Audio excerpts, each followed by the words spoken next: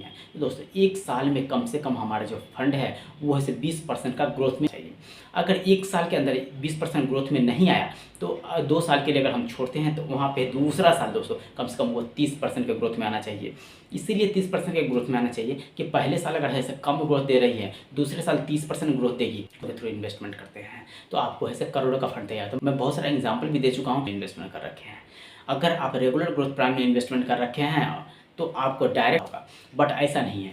अगर आप long term के लिए इन्वेस्टमेंट करते हैं, 20 साल 25 साल के लिए इन्वेस्टमेंट करते हैं और कैलकुलेशन करते हैं कि हमें कितना का है सब प्रॉफिट मिलता है 20 साल 25 साल के बाद, तो आप वहाँ पे देखेंगे तो कम से कम दोस्तों 35 से 40 लाख रुपये का आपका ऐसे कि आपको स्मॉल कैप में इन्वेस्टमेंट करना है, मिड कैप में इन्वेस्टमेंट करना है या फिर लार्ज कैप में इन्वेस्टमेंट। अगर आपके पास में वन टाइम 5000 रुपीज़ है तो आप एक बार में उसी फंड में, सेम फंड में दोस्तों लमसम कर सकते हैं। इस तरह से आप अपने इन्वेस्टमेंट को बढ़ा सकते हैं।